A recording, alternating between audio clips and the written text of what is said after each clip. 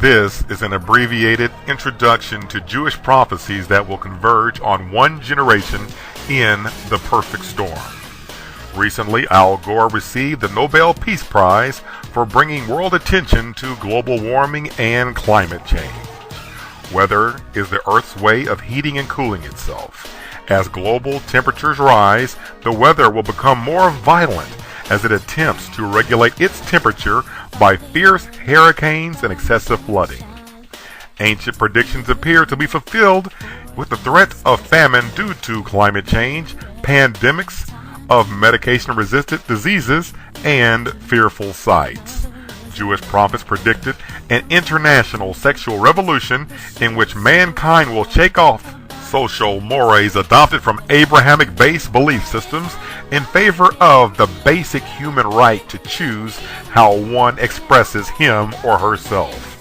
In 1999, CNN and the New York Times headlined that Earth was on a collision course with an asteroid. Are all these prophecies coincidental?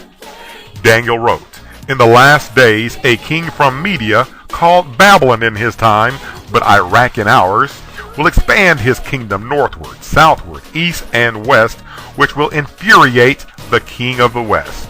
Daniel detailed that a goat-stubborn western king will be moved with unreasonable anger at the king of the Medes, Iraq, and run at him in the fury of his anger, and break that leader, and have his foot upon that nation, symbolized by the ram.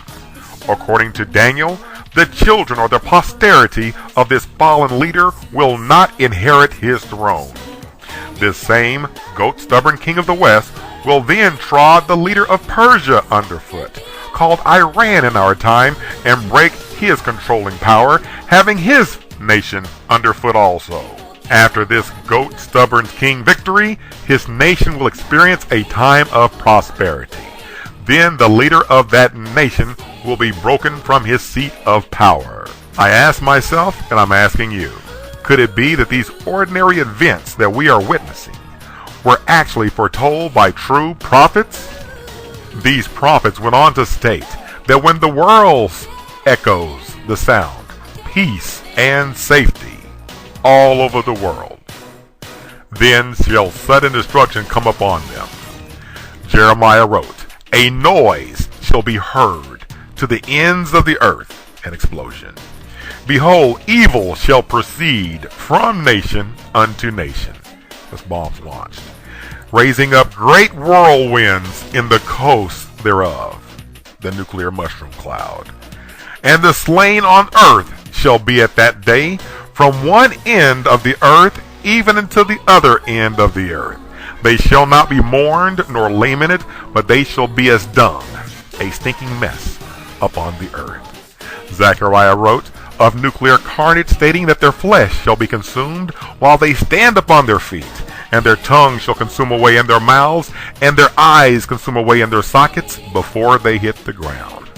The prophet Amos wrote that worldwide baldness shall be upon every head, and this can only come about by radiation poisoning Earth's atmosphere. Then comes the nuclear winter, when hailstones weighing 58 pounds and upward will drop to the earth. Most Americans are so turned off by religion that prophecies are occurring and have occurred all around them, and they're not even recognizing it.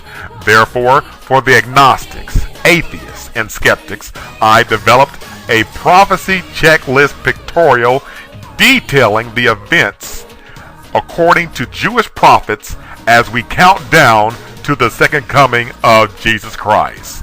You may view it at www.prophecychecklist.com. Be informed.